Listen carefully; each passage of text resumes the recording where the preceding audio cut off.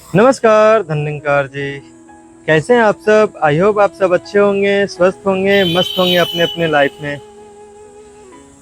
आज फिर से आप सबके सामने एक धमाकेदार टॉपिक के साथ वीडियो लेकर आए हैं। और टॉपिक का आपने थंबनेल देखकर समझ ही गए होंगे, टाइटल पढ़कर तो समझ ही गए होंगे। स्पिरिचुअल किसे कहते हैं? स्पिरिचुअलिटी क्या है आज के ज़माने में? आखिरकार स्पिरिचुअल के पीछे अनेकों क्लासेस चल रहे हैं, अनेकों ऐसे गुरु हैं जो अपने तरफ खींच रहे हैं। आ जाओ मैं सिखाता हूँ स्पिरिचुअल की सही पढ़ाई। वो कहते हैं आ जाओ मैं सिखाता हूँ स्पिरिचुअल की सही पढ़ाई। आखिरकार स्पिरिचुअल की सही पढ़ाई है क्या? लोग कहाँ जाए? कोई कहता है मेडिटेशन करना स्पिरिचुअल है, कोई कहता है शांत अकेले जगह पे ध्यान लगाना स्पिरिचुअल है, कोई कहता है इसे उच्चारण करो, कोई कहता है उसे उच्चारण करो, कोई कुछ और शब्द देता है, कोई कुछ और शब्द देता है। तो आखिरकार किसका बात माना जाए? पॉइंट ऑफ व्यू उठ रहा है कि हम आइडल किसको कहें? आखिरकार स्पिरिचुअल का सही मतलब कौन बता सकता है? मेरे मन में भी ये थॉट आ रहा था, अनेकों ऐसे वीडियो देख रहे थे, ऐसे कई ब्रॉडकास्ट चल रहे थे जिसमें लोग बताते हैं कि ऐसे ये करो तो इसका मायने सही मतलब स्पिरिचुअल का ये निकलता है। लेकिन अगर देखा जाए तो कौन सा स्पिरिचुअल, कैसा है, क्या है, कुछ समझ में नहीं आता किसी को।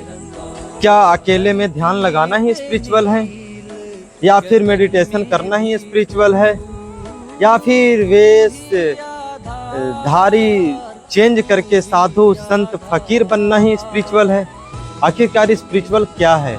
तो चलिए आज के वीडियो को शुरू करते हैं और जानते हैं कि स्पिरिचुअलिटी किसे कहते हैं। भागवत गीता में भी कहा गया है, अष्टवक्र गीता में भी कहा गया है। उसमें एक 4 डिवाइड किया गया है और 4 का लेवल बनाया गया है, 4 का लेवल बनाया गया है। पहला नीचे रखा गया है धर्म, फिर अर्थ, फिर काम और फिर मोक्ष। और रियल स्पिरिचुअल के साथ जुड़ने में अगर आप किसी को देखेंगे तो कहता है कि मोक्ष जब प्राप्त हो जाती है, मोक्ष प्राप्त करना ही एक जीवन का लक्ष्य भी माना जाता है इस मनुष्य तन को। आखिरकार मोक्ष कब प्राप्त होती है? तो इस 4 डिवाइड को जब हम देखेंगे ना, धर्म, अर्थ, काम और मोक्ष, तो फिर समझ में आएगा कि धर्म किसे कहते हैं, अर्थ किसे कहते हैं, काम, कामनाएं, उसके बाद मोक्ष। तो जो आज का युग चल रहा है ना, आज का युग का मतलब समझ लीजिए धर्म। धर्म का मतलब हमारा काम। धर्म का मतलब ऐसे समझ लीजिए कि आज हमारे पहले कैरियर, जैसे यंगस्टर हैं, यंगस्टर को पहले अपना कर्म देखना पड़ेगा कि अभी मुझे क्या करना है, अभी आपको जरूरत किस चीज का है। अभी आपको डायरेक्ट मोक्ष की जरूरत नहीं पड़ रही है, अभी आप पहले धर्म पे आओ। आज से 1000 वर्ष पहले धर्म कुछ और था, उस धर्म का मायने कुछ और रखता था। लेकिन आज के जनरेशन में, आज के युग में धर्म का मायने कुछ और है। रियल धर्म का मतलब क्या होता है?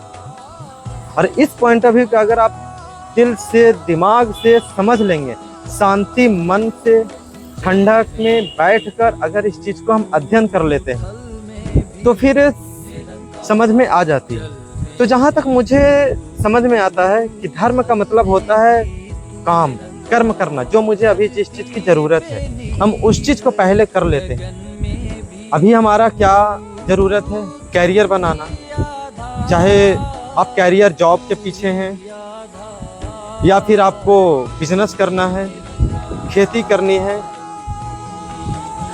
या फिर हम किसी चीज की तैयारी कर रहे हैं, शिक्षा पढ़ाई कर रहे हैं, तो पहले किसी चीज पे, एक चीज पे फोकस कर लो। आप उस कैरियर तक, एक पॉइंट ऑफ व्यू तक पहुंच जाइए। जैसे किसी को जॉब ही करना है तो जॉब करके पहले आप अच्छे एक पॉइंट व्यू पे पहुंच जाइए। आप खेती करते हैं तो खेती में भी ऐसा नहीं कि एक तरफ हम खेत में अनाज डाल रहे हैं फिर दूसरी तरफ कोई और काम करने जा रहे हैं, ऐसा कभी नहीं होता। पहले खेती करके पूर्ण रूप से जब तक धान की बुआई हो जाती है, फिर उसकी कटाई हो जाती है, फिर उसमें से चावल निकल जाते हैं, तब वो माना जाता है कि हाँ अब हम खेती कर चुके हैं। तो धर्म का मतलब आज के मायने में अगर देखा जाए तो पहले हम पूर्ण रूप से अपने कैरियर को, अपने काम को फोकस कर ले, वो तो हमारा धर्म है।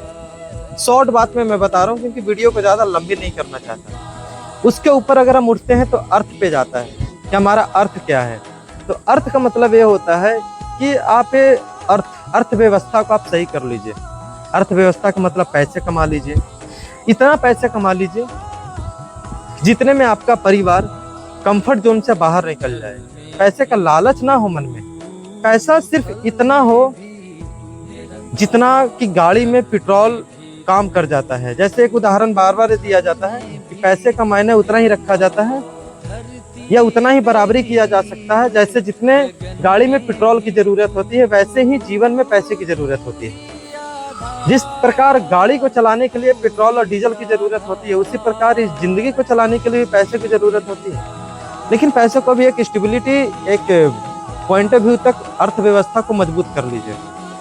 जैसे आप जॉब भी कर रहे हैं या बिजनेस कर रहे हैं या खेती कर रहे हैं, तो इतना तो पैसा आ ही जाना चाहिए ना कि इमरजेंसी में कभी भी एक सेविंग भी हमारे पास हो, ताकि हमारे फैमिली मेंबर्स को कुछ हो भी जाए तब हम तुरंत उस सेविंग को बाहर निकाल कर अपनी फैमिली को सही सुरक्षित कर सकते हैं। कई बार ऐसा देखा जाता है कि पैसे की किसी को लत ही लग जाती है, उसके पास है उतना तो ईश्वर ने दे दिया है, लेकिन फिर भी उसके बाद भी हाय धन हाय धन हाय धन जो कहा जाता है वो बीमारी लगी रहती है।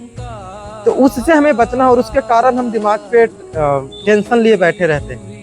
और फिर जो कहते हैं कि पैसे के बिना नींद नहीं आती, है गलत है यार। जिसके पास पैसा आ जाएगा उसकी नींद तो सुकून की नींद होगी, लेकिन हाँ कब तक, जब उस पैसे को उतना रिलेशनशिप नहीं बनाएगा सिर्फ अपने काम के लिए।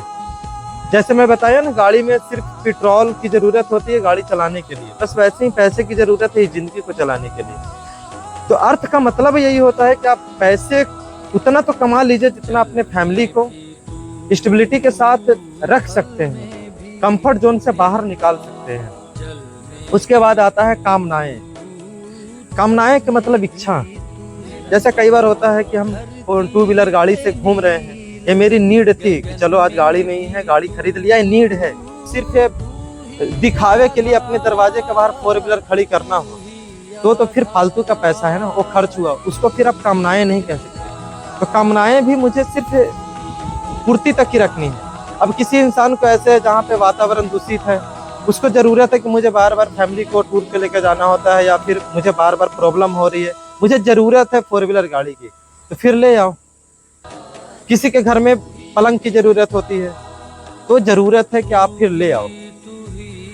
लेकिन फिर उसको आप डिजायर मत बना लो कि हाँ मैं ये लग्जरी की तरह, या फिर मैं ज्यादा इच्छाओं को पूर्ति करने लगा। इतनी हमें जरूरत है, सिर्फ उतना ही अगर हम पूरा करते हैं तो कामनाएं तक सीमित होती है। जब इन सारे चीजें से ऊपर उठ जाते हैं, जब दिमाग में कोई टेंशन नहीं रहती, ना पैसे के लेकर, ना इच्छाएं को लेकर, ना ही आपको फैमिली को लेकर कि मेरी फैमिली को अगर कुछ हो जाता है तो मैं फिर इतने पैसे कहाँ से लाऊंगा, क्या करूँगा। जब ये सारे टेंशन से जब ये सारे मुक्त हो जाते हैं, फिर उसके बाद एक ऊपर का जो मोक्ष का दरवाजा जब आपका ओपन होता है, और जब हम ये समझ लेते हैं कि मैं कौन हूँ, तो फिर जो दुनिया बनती है कि ईश्वर जब हम कण कण में, घट घट में जो हम सुना करते थे, और जब हम इसे देख लेते हैं, प्राप्त कर लेते हैं, तो फिर ये मुझे कहना सही लग जाता है कि मैं सब कुछ हूँ।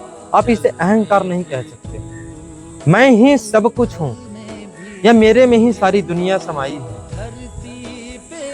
मेरे में और परमात्मा में कोई फर्क नहीं है, मैं ही परमात्मा हूँ, क्योंकि आत्मा और परमात्मा में कोई भेद नहीं है। जब आप इस पॉइंट तक पहुंच जाएंगे ना, तो फिर रियल स्पिरिचुअल का मतलब यही है और कुछ नहीं है। ना आपको मेडिटेशन करना स्पिरिचुअल है, ना ही आपको शांति ध्यान लगाना स्पिरिचुअल है। स्पिरिचुअल का सही मतलब यही है कि अपने आप को जान लेना, पहचान लेना। लेकिन कब? जब ये 3 धर्म, अर्थ और कामनाएं, जब ये 3 चीज से जब आप ऊपर उठ जाते हैं ना, तब चौथा पे मोक्ष आता है। जब ये सिखलाई मिल जाती है कि हाँ मैं अब अपने आप को जान चुका हूँ, तो फिर आप रियल स्पिरिचुअल के साथ जुड़ जाते हैं और रियल स्पिरिचुअल का मतलब भी समझ लेते हैं। तो चलिए आज की वीडियो को एंड करते हैं, वीडियो को ज़्यादा लंबा नहीं करते हैं। वीडियो पसंद आया हो तो लाइक, शेयर, सब्सक्राइब, कमेंट जरूर कर दीजिएगा। फिर मिलते हैं किसी नेक्स्ट धमाकेदार टॉपिक वीडियो के साथ। वो कहते हैं ना, आओ सजा ले आज को, कल का पता नहीं, कल तो छोड़िए जनाब पल का पता नहीं। इंसान को पल भर के लिए पता नहीं कि इंसान कब क्या हो जाए। तो इस जीवन में सिर्फ खुशी ही रहिए, खुशहाल रहिए, और अपने आस पास पड़ोस को भी खुशहाल रखिए। Thank you for watching my video. Bye bye, धन्यवाद जी।